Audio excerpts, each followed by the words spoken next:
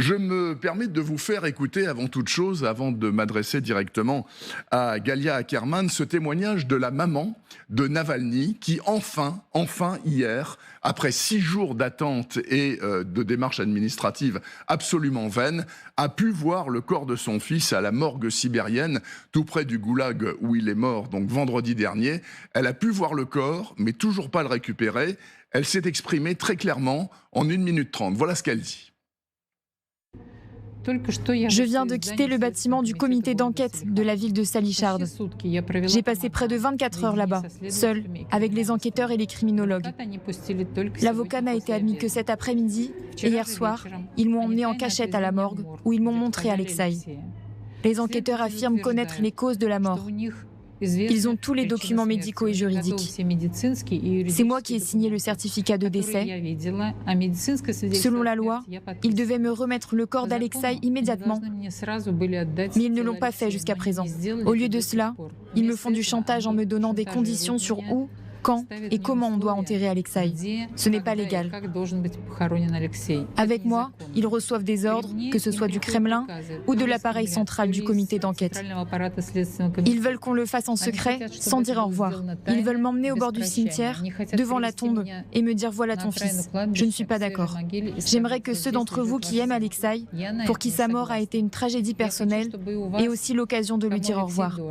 J'enregistre cette vidéo parce qu'ils ont commencé à me menacer. En me regardant dans les yeux, ils me disent que si je refuse un enterrement secret, ils vont faire quelque chose avec le corps de mon fils. L'enquêteur Voropayev m'a dit franchement que le temps ne jouait pas en ma faveur, puisque le cadavre se décompose. Je ne veux pas de conditions. Je veux seulement que tout soit fait selon la loi. Je demande le corps de mon fils immédiatement. Bien entendu, le corps de Navalny ne se décompose pas puisqu'il est à la morgue à par moins 30 ou moins 40 degrés. Il ne se décomposerait que si on le sortait de la chambre froide, bien évidemment. Galia Ackerman, vous avez peut-être déjà entendu ce témoignage puisqu'il est disponible depuis environ une douzaine d'heures maintenant à peu près sur tous les réseaux sociaux. Quelle est votre analyse de ce qui se passe autour de la dépouille de Navalny ? Pourquoi les autorités officielles russes ne veulent-elles pas le rendre à la famille ? C'est très simple, même un lion mort fait peur à Poutine.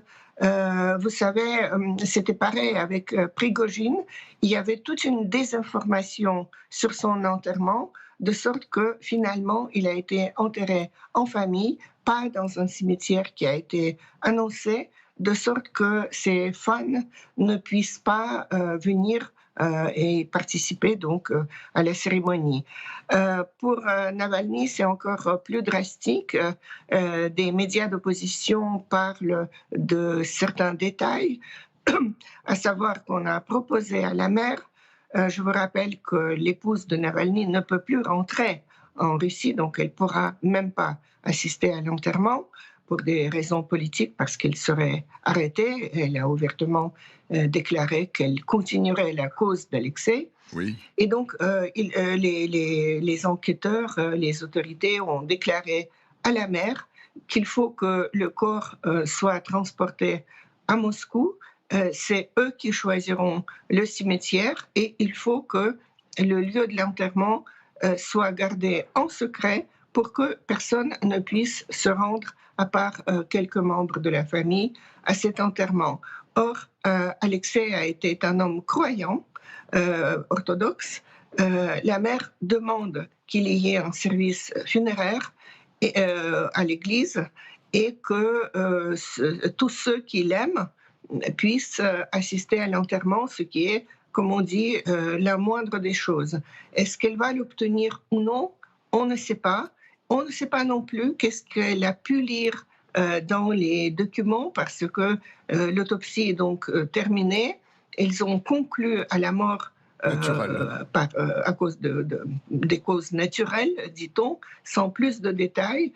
Bien sûr, la mère a signé tous les papiers parce que pour elle, ce qui compte maintenant, c'est de récupérer le corps, de pouvoir l'enterrer, comme elle dit elle-même, de façon humaine.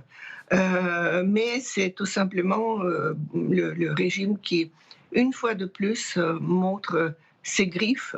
Donc, j'espère qu'elle obtiendra gain de cause, mais c'est absolument pas sûr, comme il n'est pas sûr qu'il puisse y avoir une enquête indépendante, conclusive, bien qu'on a eu déjà des enquêtes de ce type dans le passé. Notamment, il y a un chercheur connu, Christo Grozev, qui a pu, avant même l'aveu à Navalny lui-même, parce que il s'est fait passer pour un collaborateur du FSB, au téléphone, il a pu extorquer certains détails sur son propre empoisonnement, mais il y a eu aussi une enquête indépendante, même avant cela, qui a conclu à l'empoisonnement. Voilà. Madame Ackerman, si par extraordinaire, la maman de Alexeï Navalny parvient à avoir gain de cause, c'est-à-dire qu'elle récupère le corps et elle peut organiser les obsèques comme elle le souhaite.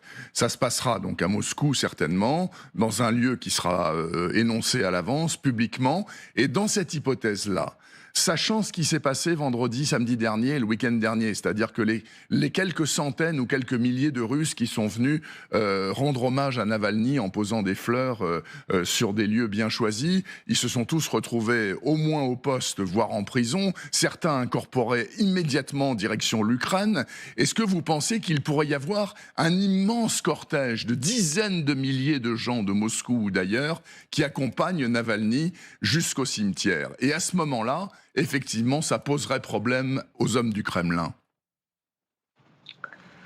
Ce n'est pas impossible. Je n'avance pas sur les chiffres si jamais on sait à l'avance le lieu de l'enterrement.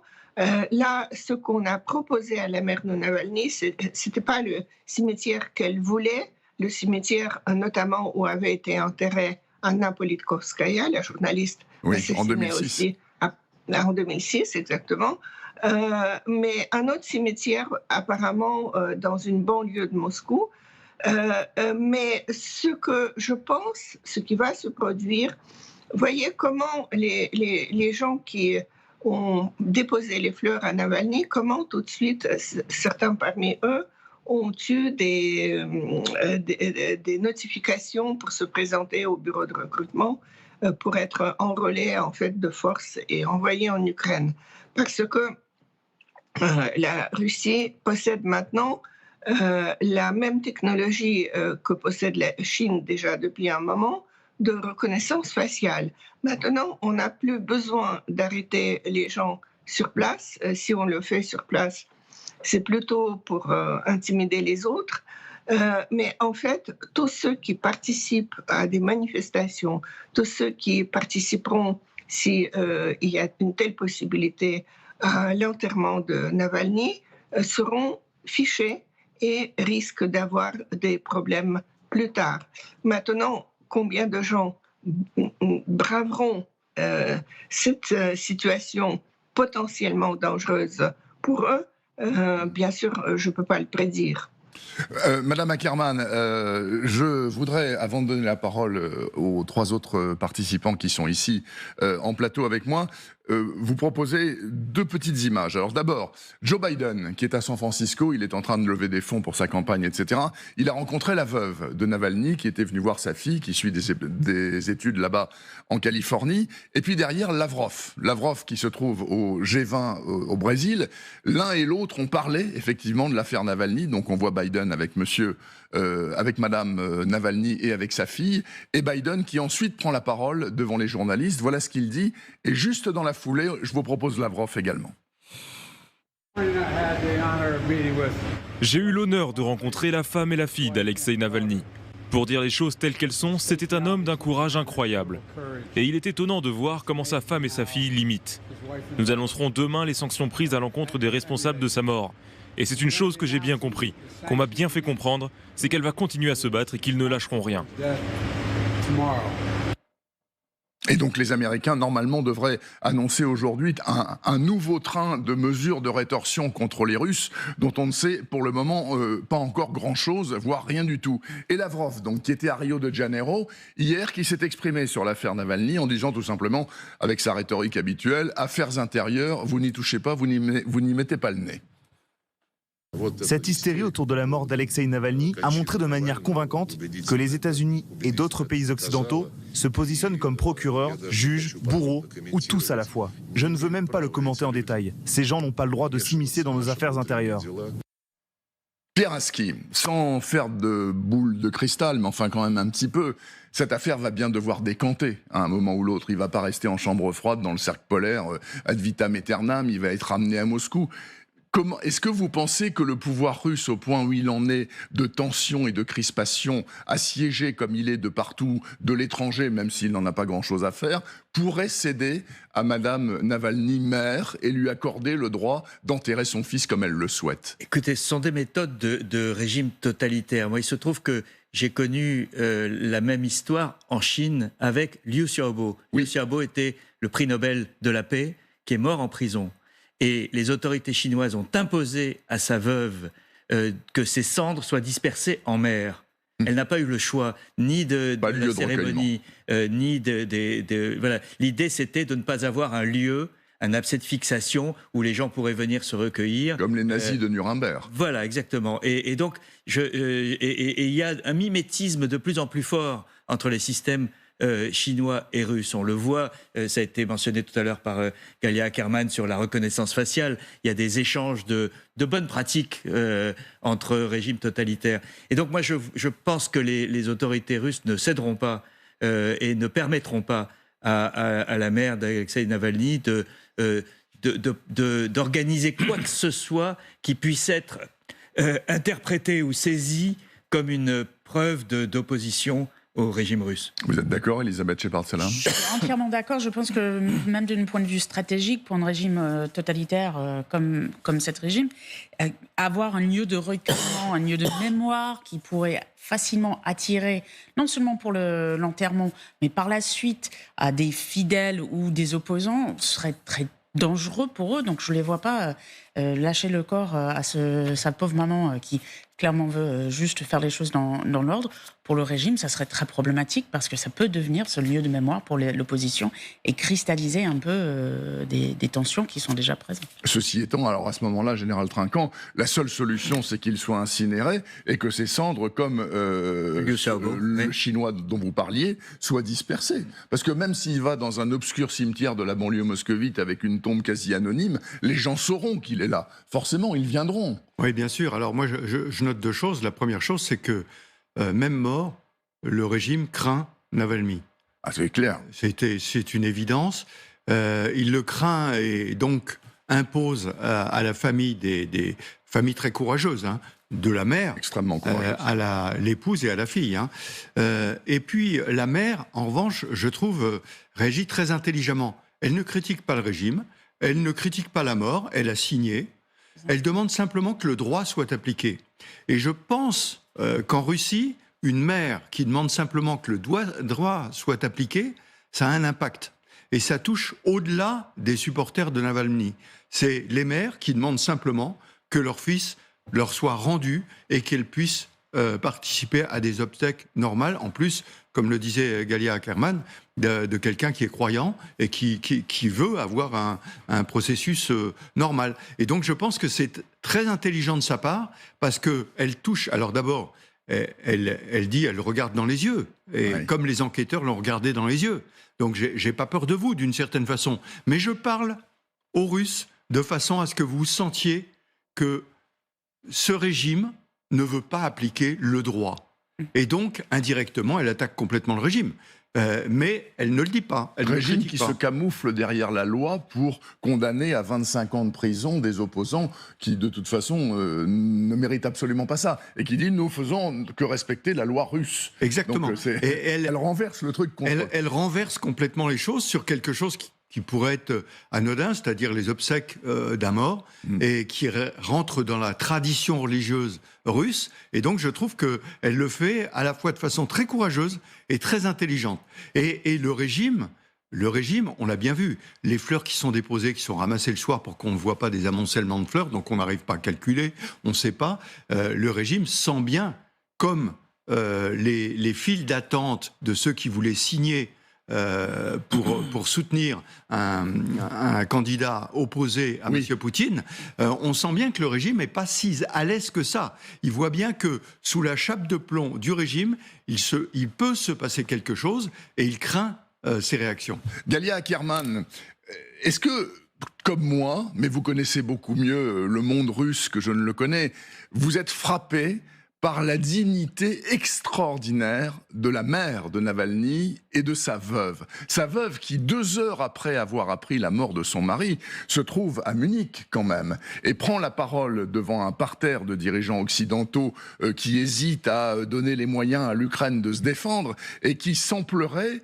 froidement dit « voilà, ils l'ont tué, je prends le relais », etc. C'est absolument fascinant, comme si ces 2 femmes savaient qu'il était déjà mort, enfin qu'il était obligé de mourir. Elles étaient psychologiquement prêtes. Est-ce que je fais une analyse complètement à contresens? Non, je ne le crois pas. Je pense que vous avez raison. La mère de Navalny en particulier, en fait, ce que vient de dire le général Trinquant, elle reprend en demandant, en exigeant que la loi soit appliquée, que le corps soit rendu et qu'elle puisse enterrer Alexei de façon humaine, dit-elle. Elle reprend en fait la tradition des dissidents soviétiques. Moi, quand j'étais très jeune, j'ai un peu participé à ce mouvement dissident, donc je le connaissais un peu d'intérieur. Et en fait, c'était des gens qui ne disaient pas qu'ils voulaient renverser le régime. Ce qu'ils disaient, c'est qu'ils voulaient appliquer la Constitution, parce que la Constitution soviétique, elle garantissait beaucoup de libertés qui ensuite, dans la pratique, n'étaient absolument pas respectées. Et donc, c'était ça aussi le fondement, par exemple, du groupe Helsinki qui a été créé, ensuite des groupes partout en Union soviétique, pour faire respecter ce qu'on disait la 3e corbeille des accords Helsinki, qui d'ailleurs aussi proclamait l'inviolabilité des frontières existantes. Absolument, oui. Donc, que maintenant la Russie allègrement viole.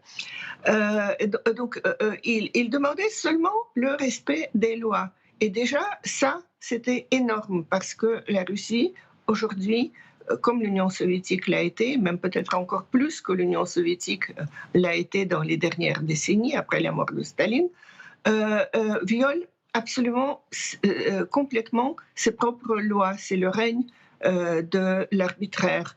Donc, ça, c'est pour la mère. Quant à l'épouse de Navalny, vous savez, c'était un couple extrêmement soudé. Il faut dire que leur correspondance que nous avons reproduite partiellement sur Desk Russie montre à quel point c'était un couple aimant, en quelque sorte le couple modèle de la vraie société russe. Un beau couple, de beaux enfants, les gens qui s'aiment, qui sont solidaires, etc. Je pense qu'elle a éprouvé bien sûr un énorme choc, et quand elle parle, on voit qu'elle a du mal à parler, qu'elle est sous le choc. Mais sa première réaction est celle qu'aurait attendue d'elle Alexei Navalny. Moi, je ne me rendrai pas, nous ne nous rendrons pas, nous allons continuer, je vais continuer. C'est quelque chose d'absolument héroïque, et j'espère qu'elle va devenir une figure très importante, d'autant plus que la Russie est toujours une société machiste. Là, c'est une femme qui va incarner la lutte contre le régime Poutine.